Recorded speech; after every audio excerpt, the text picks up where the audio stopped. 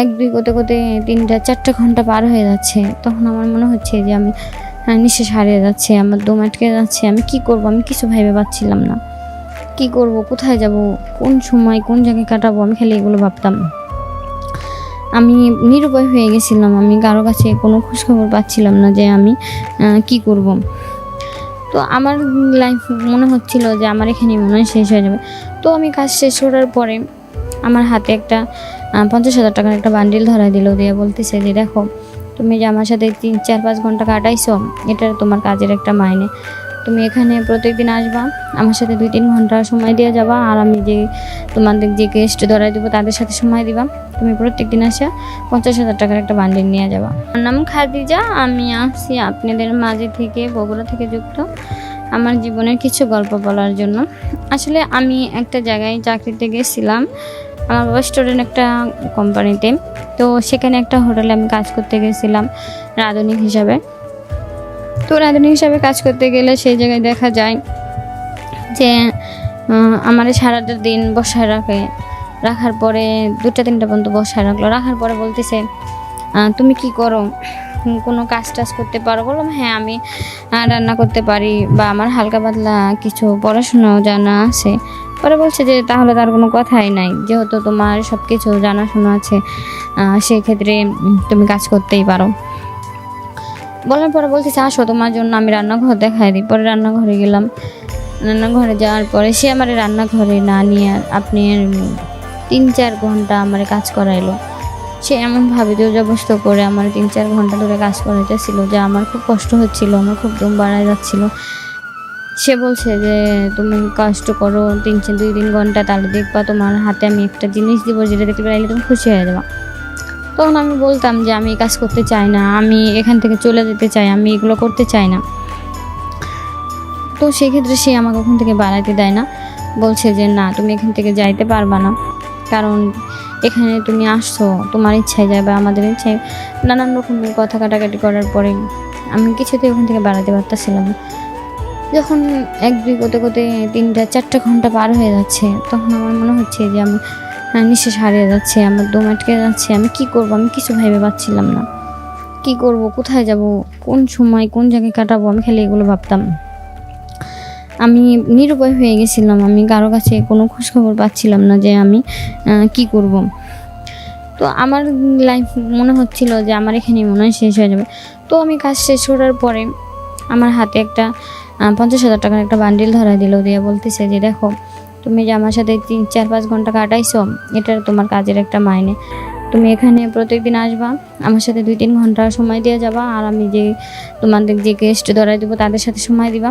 তুমি প্রত্যেকদিন আসা 50,000 টাকার একটা বান্ডিল নিয়ে যাবা।" তো আমি মনে করতাম যে আসলে আমার দিয়ে মনে হয় এই কাজটা করাবেন আমার আসলে ভালো হয়। একটু কষ্ট হলেও তো সবশেষে আমি দেখা যায় 3-4 হাজার টাকার একটা বান্ডিল পাই। এটা মনে করে আমি আর তার কিছু বলি না। তো আমি 1 দিন 2 দিন করে এরকম করে কাজ করি, ভালো দেখি। তারপরে একদিন হঠাৎ শুনি যে আসলে সে আমার কাছে যে গেস্টগুলা দেয় 3 জন 4 জন করে, 3-4 ঘন্টায় যে 8-9টা গেস্ট দেয়, তাদের কাছে থেকে সে অনেক টাকা ইনকাম করে নেয়। একেকজনের কাছে থেকে আপনার 50,000 60,000 টাকা করে ইনকাম করে।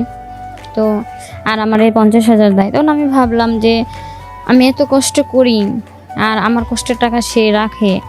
তো আমি সেজন্য কিছু বলি না, কারণ আসলে তার দিয়ে তো আমার এই জায়গাটা ব্যবসা শুরু হয়েছে, আর তার দিয়ে আমার চলতে হচ্ছে, তার দিয়ে আমার সব কিছু ভাবতে হচ্ছে।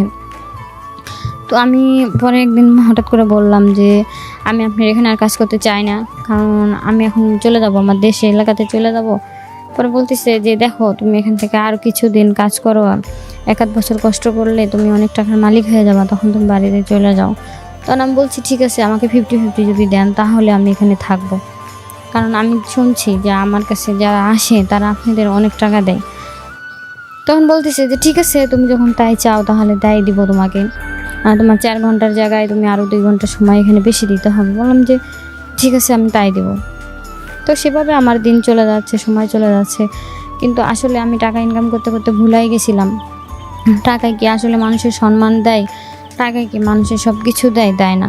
কারণ টাকা পয়সা মানুষের জীবনে সব কিছু করতে পারে না। সম্মানটা নষ্ট হয়ে যায়, সম্মান ডুবে যায়। টাকা পয়সা সবার সব কিছুতে সম্মান ওঠে না। আমি আমার মতো খুব কষ্টের মধ্যে সময় দিলাম, কাটাইলাম। কিন্তু যখন অনেক টাকা হয়ে গেল তখন ভাবছি যে আসলে আমি এখানে যাই করি ঢাকা শহরে, সেটা তো আমার দেশ গ্রামের লোকে জানবে না আমি কোথায় এত টাকা পাইছি, কী করছি। কারণ তারা তো টাকা হয় এটাই চিনবে যে আমার কাছে কত টাকা আছে, কী করছি না করছি, এটা দেখবে তারা। তারা আমার সম্মানটা দেখবে না, যে আমি সম্মান বেচে টাকা ইনকাম করছি, কারো কাছে থাইকে টাকা ইনকাম করছি, এটা কিন্তু কখনোই তারা দেখতে চাইবো না। তো সেই ক্ষেত্রে কিন্তু আসলে জীবনটা কিন্তু অনেক বড় একটা কঠিন। সে যত দূরই হোক না কেন, যত দূরই হোক, টাকা ইনকাম করার অনেক পর্যায়টা আছে। তাই বলে দেহ ব্যবসা করে টাকা ইনকাম করতে হবে এমন কথা না। আর যারা এই পর্যায়ে টাকা ইনকাম করে তারা বেশি দিন থাকতে পারে না।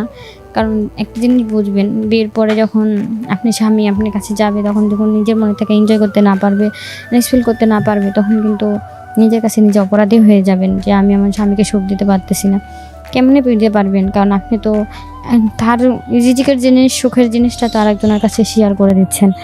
তো আপনারা যেটাই মনে করেন, যেটাই ভাবেন, ভাবার আগে কাজ করবেন। টাকায় সম্মান দেয় না, টাকায় সব কিছু সমাধান করে না, টাকাতে সবাই সব কিছু পায় না। যে যেটা ভাবার চেষ্টা করবেন, করার চেষ্টা করবেন, জীবনটাকে গোছানোর চেষ্টা করবেন। কারণ আমরা এই জগতে বুঝি যে টাকা ছাড়া মানুষের কোনো দাম নাই।